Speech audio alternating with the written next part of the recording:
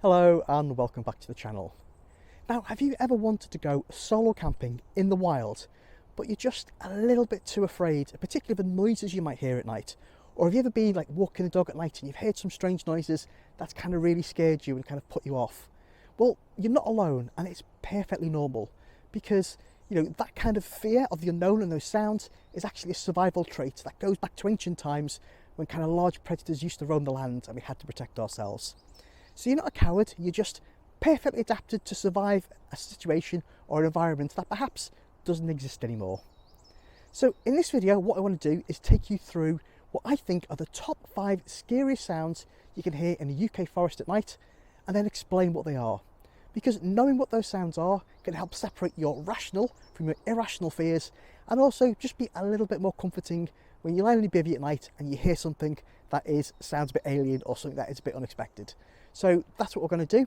Now, before we get into the sounds, what I suggest we do to make this a bit more fun is, before I tell you what made the sound, just have a guess what you think it is and give yourself 1 point for each correct answer.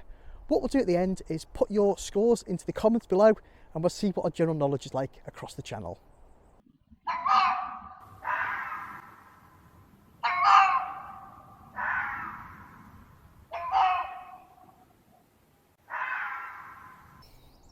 Now, I'm guessing most of you would have guessed this one because this creature is common not only in the countryside but in our cities as well. And it is, of course, the beautiful red fox. Now, they make lots of sounds and I've heard them described as running cat software on dog hardware with a dolphin soundboard. And whoever came up with that is genius, because it's true. They make this kind of chattering sound, but they also make that ungodly scream as well. Now, that scream is nothing to be afraid of. They actually make that a lot during January to February because that's kind of their mating season, and they do use that scream a lot then. But they'll use it other times of year when they're frightened as well. Nothing to be afraid of at all. The fox actually weighs about 7 to 15 pounds, so it's the size of a large domestic cat as opposed to the size of a dog. So they're going to kind of keep out your way and they're not going to give you any trouble at all.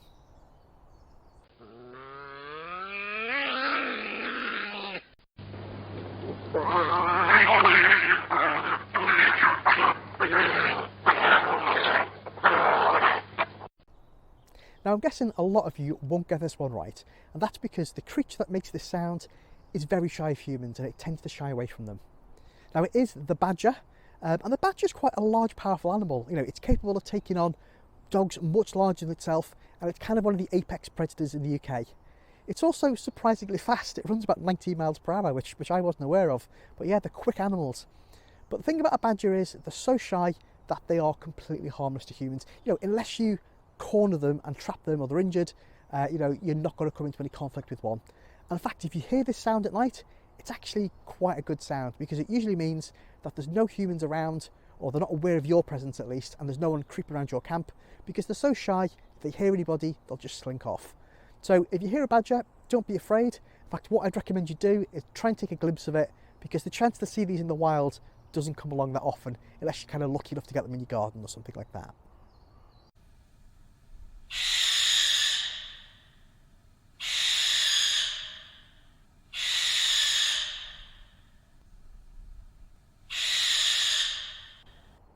Now, that particular sound takes me right back to my teenage years because we used to get a lot of this sound in the woods where I was growing up at night. Now, it's nothing to be afraid of. This is actually made by the barn owl, sometimes called the screech owl because that god-awful noise it makes. Now, the thing about a barn owl is, again, it's nothing to be afraid of. They weigh about 350 grams at the top end, so again, it's not going to pose any danger to you at all. But the sound is quite unnerving, and from a distance, it sounds uncannily like a woman's scream. And because the bird moves from kind of perch to perch, it comes from kind of different directions. So it is quite disconcerting when you're in the woods at night. Now, there's been a few times before I knew what it was, I've been out with a torch looking because I genuinely believed someone was being attacked and needed help. So if you hear it, don't be afraid. It's not going to cause you any problems at all. Now, in the woods I go to these days, but my local woods, I very, very rarely hear this sound now because we tend to get the more classical call of the tawny owl, and that is an altogether much more pleasant sound, and I am down with that completely.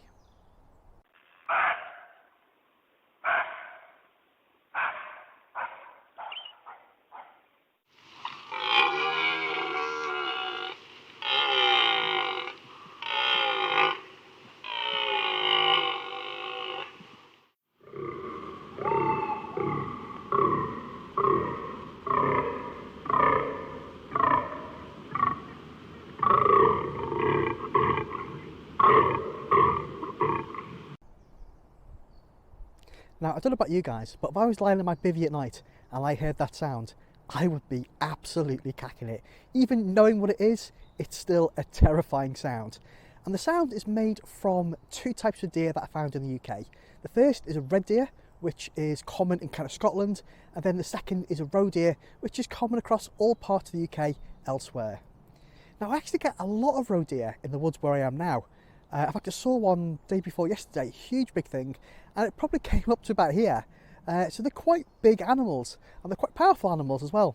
Now, deer are not usually considered dangerous, but actually they can be. And you know, some degree of fear and some degree of vigilance is actually warranted here, because while most of the time a deer will definitely try and keep out of your way, there are certain times of the year, usually between September and November, when it's their rutting season, which is obviously like their mating season, and they can get very territorial then. So you do need to exercise just a little bit of caution and make sure you don't approach them. Now, in places where there's lots of roe deer, quite often they have signs up in September to November telling you to stay away. So if you're camping in an area and you do hear that sound, you might just want to be a little bit vigilant and just make sure that you're not kind of getting in the way of their kind of territory, because that could cause a bit of an issue. So maybe, you know, maybe discretion's the better part of valor there, and if you do need to move along, then move along and just play it sensible and protect yourself. Generally, again, fear is kind of irrational, but there's a little bit of rationality there. So don't be overly afraid, but don't go out of your way to kind of get closer. You definitely want to kind of avoid this animal if you can.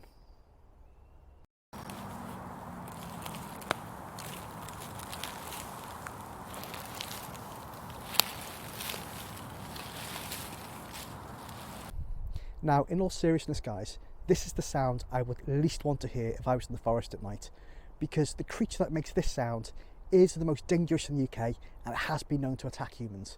And it is, unfortunately, another human, because people are by far the biggest danger you're going to come across if you're kind of wild camping in the UK. Now, while most people are fine, you know, and in most situations it's going to be fine, you have to think about context. You know, during early morning, early evening, quite often you're going to get dog walkers and they're just out to walk the dogs. They're not interested in you. They're going to leave you alone. But if you hear this sound, say after dark, maybe from 11 PM until about 5 AM, that would be quite unusual, and you'd have to wonder why they're out there. So some degree of vigilance is important.